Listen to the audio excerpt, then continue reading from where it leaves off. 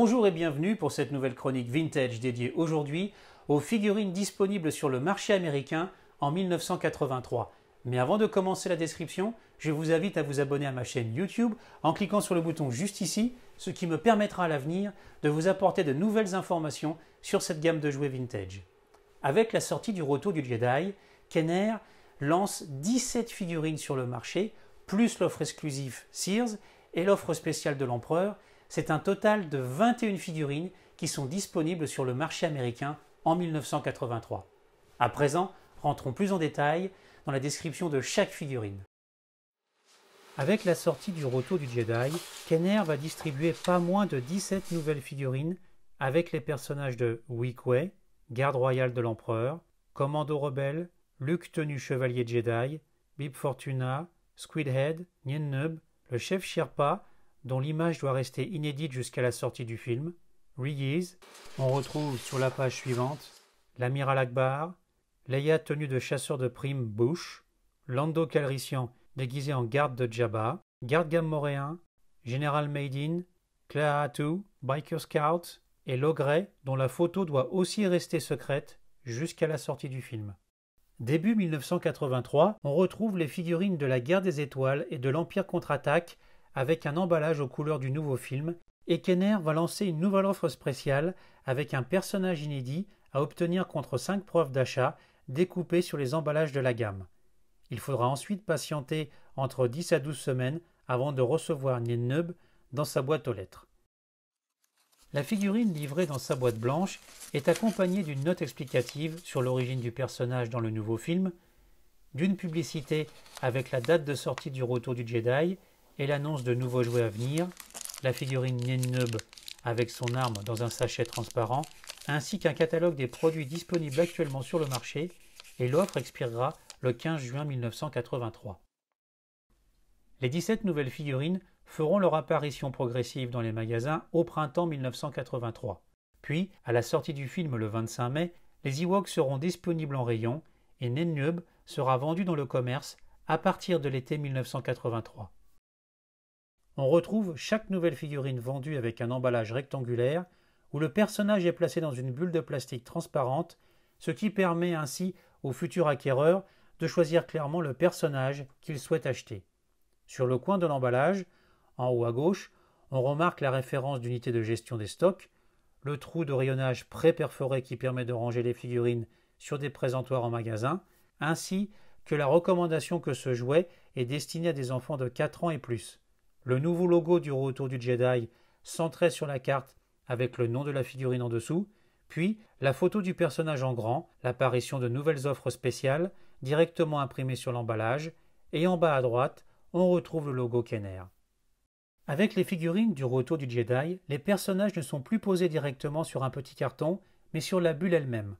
On remarque une forme de blister différente au pied de certains personnages et la pose d'insert pour maintenir d'autres modèles, et les accessoires comme les casques sont séparés de la figurine. Déjà visible sur la dernière vague de personnages réalisés pour l'Empire contre-attaque, une référence apparaît sous la figurine. D'abord tout attaché, puis divisé en 3 séquences, ce code d'impression est utilisé pour identifier l'emballage à imprimer correspondant au personnage et à la promotion du moment. Les armes des personnages sont collées par un ruban adhésif sur la bulle de l'emballage, mais avec le temps, certaines d'entre elles se détachent car la colle du ruban ne fait plus effet. D'autres accessoires sont placés dans l'insert plastique qui maintient la figurine. À l'arrière de l'emballage, on découvre une première présentation avec 65 figurines, puis en partie basse les accessoires et vaisseaux qui accompagnent les figurines. Les nouvelles figurines sont présentées par le bas de la photo, suivies des anciennes par ordre croissant. On remarque les personnages des Ewoks masqués pour cause de confidentialité avant la sortie du film fin mai 1983.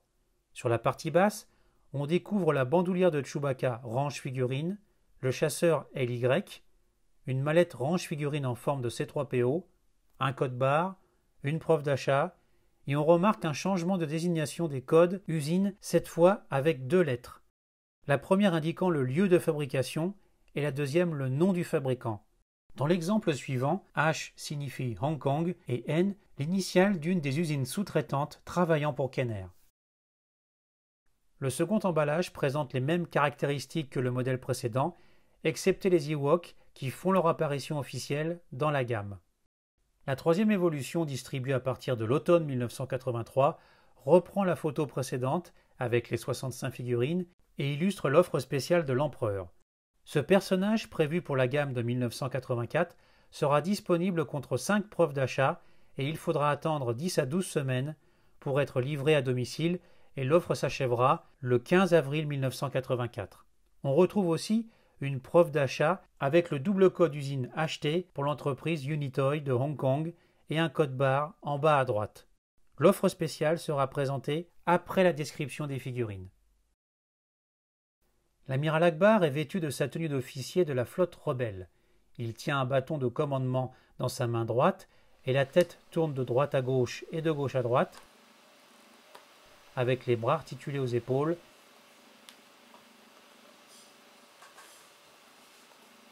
et les jambes se plient au niveau des hanches avec les trous de maintien sous les pieds. Avec son grand manteau à capuche et ses armes, Luke Skywalker, tenu chevalier Jedi, tourne la tête de droite à gauche et de gauche à droite, avec les bras articulés au niveau des épaules. Il tient un pistolet laser type palais de Jabba dans la main gauche et son sabre laser de la main droite.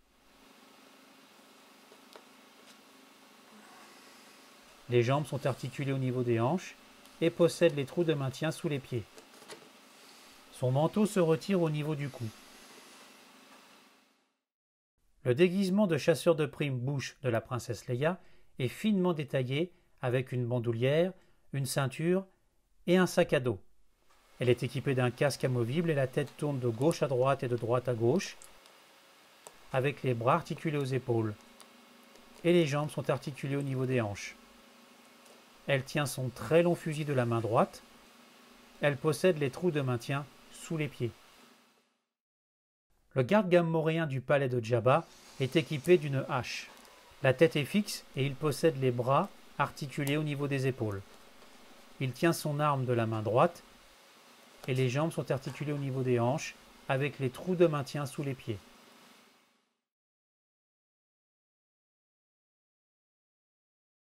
Le garde royal de l'empereur est équipé d'un javelot de combat et d'une grande cape qui enveloppe l'ensemble du corps avec un long casque intégral rouge à visière noire. La tête est fixe et sous la cape, on découvre une robe supplémentaire avec les bras articulés aux épaules. Il tient son arme de la main droite et les jambes sont articulées au niveau des hanches avec les trous de maintien sous les pieds.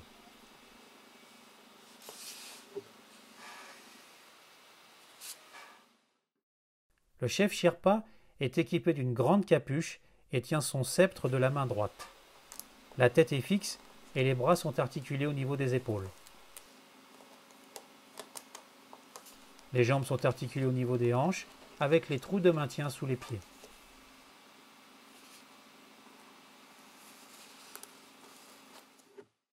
Le chaman Logray est équipé d'un couvre-chef primitif, d'une sacoche de médecine et d'un bâton de sorcier. La tête est fixe et les bras sont articulés au niveau des épaules. Il tient son bâton de la main droite avec les jambes articulées au niveau des hanches et les trous de maintien sous les pieds. Le garde de Jabba Klaatu est équipé d'un tablier, d'une bandoulière et d'un casque. La tête tourne de gauche à droite et de droite à gauche avec les bras articulés au niveau des épaules. Il tient son arme de la main droite avec les jambes articulées au niveau des hanches et les trous de maintien sous les pieds. Le soldat commando rebelle est équipé d'un treillis avec casque, sac à dos et fusil mitrailleur laser sur l'épaule droite. La tête tourne de droite à gauche et de gauche à droite, avec les bras articulés au niveau des épaules. Il tient son arme de la main droite. Les jambes sont articulées au niveau des hanches, avec les trous de maintien sous les pieds, puis pose à nouveau son fusil sur son épaule droite. Faisons une courte pause dans la description des personnages afin de revenir sur le développement industriel de Kenner. La multiplication des sites de fabrication demande de travailler une nouvelle appellation des brevets gravés sur les jambes des figurines. En 1983, on commence à voir disparaître le lieu de fabrication sur les personnages, mais aussi les mots de Hong Kong, progressivement remplacés par les initiales HK. On voit aussi apparaître le nom de Macao, Taïwan, puis China, pour les figurines fabriquées de l'autre côté de la frontière de la colonie britannique suite à l'implantation de nouvelles usines dans le sud de la Chine par les sous-traitants du jouet de Hong Kong. À terme, Taïwan sera le seul à garder le privilège d'imprimer son nom sur les figurines jusqu'à la fin de sa participation en 1985. Coiffé de sa grande tresse sur le côté gauche, Weequay est équipé d'une cuirasse et tient sa lance de combat avec ses deux mains. Il tourne la tête de droite à gauche et de gauche à droite, avec les bras articulés au niveau des épaules, et les jambes sont articulées au niveau des hanches, avec les trous de maintien sous les pieds. Avec son physique inspiré d'une pieuvre, Squidhead porte un manteau, un pistolet laser et une robe soutenue par une large ceinture. Il tourne la tête de gauche à droite et de droite à gauche. Il tient son pistolet laser de la main droite, avec les bras articulés au niveau des épaules, et les jambes sont articulées au niveau des hanches, avec les trous de maintien sous les pieds. Le général Meidin est vêtu de sa tenue d'officier de l'Alliance rebelle. Les bras sont articulés au niveau des épaules. Il tient sa baguette de commandement de la main droite. Les jambes sont articulées au niveau des hanches, avec les trous de maintien sous les pieds. Et il tourne la tête de gauche à droite et de droite à gauche. Bib Fortuna, le bras droit de Jabba, porte un long manteau et tient un long sceptre dans sa main droite. Sa tête tourne de droite à gauche et de gauche à droite, avec les bras articulés au niveau des épaules. Les jambes sont articulées au niveau des hanches, avec les trous de maintien sous les pieds.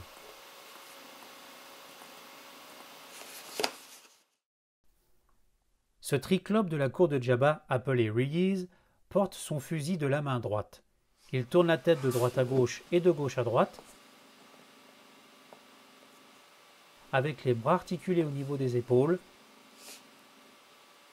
et les jambes sont articulées au niveau des hanches, avec les trous de maintien sous les pieds.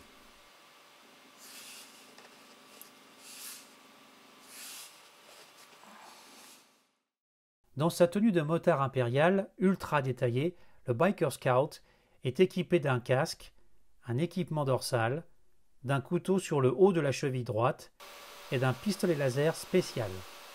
Il tourne la tête de gauche à droite et de droite à gauche, avec les bras articulés au niveau des épaules,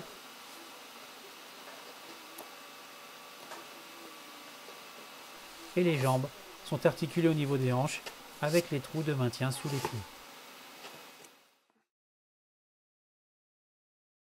Dans son déguisement de garde de Jabba, Lando Calrissian est équipé d'un casque amovible et d'une lance de combat.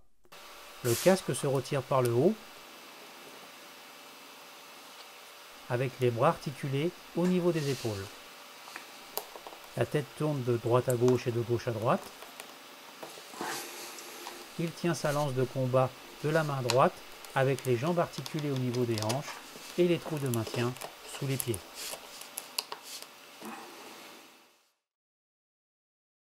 Le copilote de Lando Calrissian, Nub, tourne la tête de droite à gauche et de gauche à droite avec les bras articulés au niveau des épaules. Il tient son pistolet laser de la main droite et les jambes sont articulées au niveau des hanches avec les trous de maintien sous les pieds.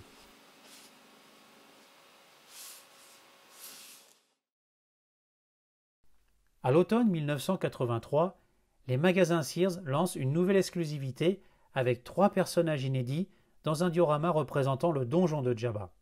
On pouvait aussi obtenir les figurines Nikto, 8D8 et Klaatu tenue garde de barge dans des boîtes blanches vendues séparément.